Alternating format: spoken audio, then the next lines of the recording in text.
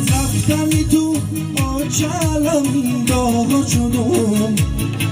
کجای آچم ما تو غمی به آچگی به ما شدم کجای آچم من بچکی منو پرورده تو اینو چونین خستم و بیمار شدم کجای آچم من بچکی منو پرورده تو